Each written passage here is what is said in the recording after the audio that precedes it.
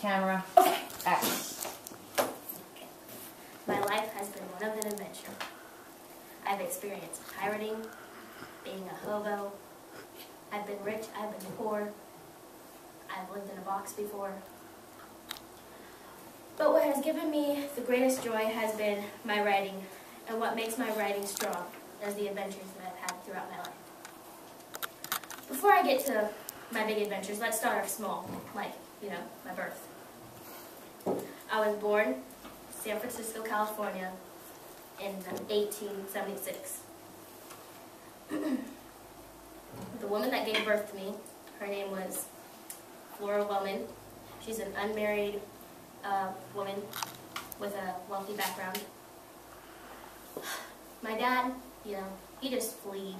He just left me and my mom by ourselves.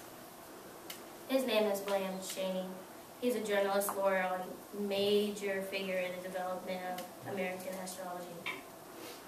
After my birth, my mom decided to marry a Civil War veteran named John London. Since my mom was ill of tuberculosis, I was raised mostly by an ex-slave named Virginia, but I just call her Aunt Jenny, who was a major maternal figure while I grew up. I finished grade school after we moved to the Bay Area in Oakland. My mother lost all the accounts, so we became very poor. I slowly started seeing my writing talents at the age of 10, and then I decided to drop out of school when I was 14. At the age of 16 in 1894, I was arrested in Niagara Falls for being a hobo, illegally. After I got out of jail, around age 18, I adopted the name Jack.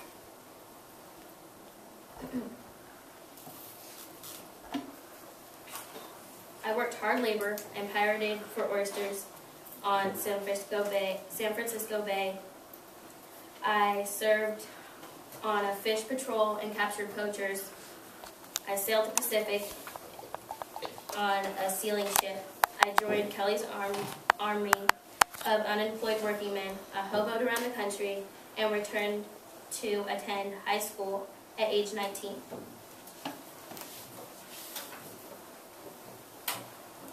As I was joining high school again, the University of California at Berkeley saw my writing talents as a good thing and decided to accept me into the university.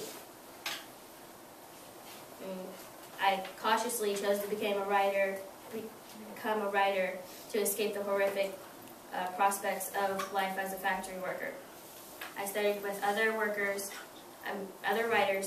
and began to submit stories, jokes, and poems to various publications, mostly without success.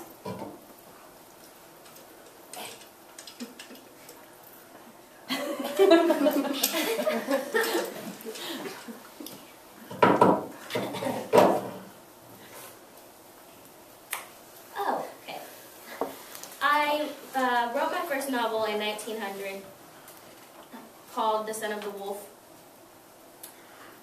By 1904, I had 10 books written.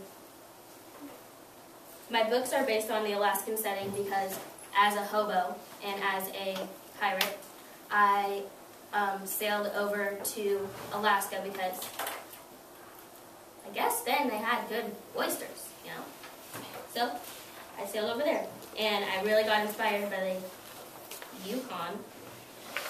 So I decided to make my stories on the Alaskan setting. During this time, I decided to become a journalist. So I originally set out for South Africa to report the Boer War. I then traveled and reported the Mexican Revolution. During this time, I fell in love with Maybelle Applegate. I then wrote a book about her called Martin Eden in 1909. My early stories appeared in the Overland Monthly and the Atlantic Monthly. Bessie Madron was my first wife in 1910. My mom and my wife didn't get along, which led me to divorce Bess and leave her and my 3 daughters after 3 years of marriage. I then married this very attractive girl named Charmin Kittredge. She was rich and she was a very wonderful lady that treated me very good. She cooked for me and stuff. Yeah, it was pretty great. My mother then died in 1906. So I became, 1916, so I became an alcoholic. And I'm not very proud of it, but yeah, it's the way I live. My marriage lasted till I died because she was such a good woman.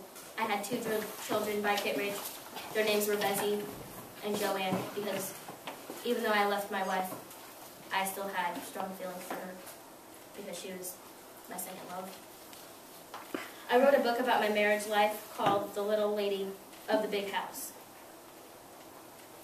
because during my marriage I purchased land and made it into my beauty ranch in Glen Ellen in the Sonoma country in 1918.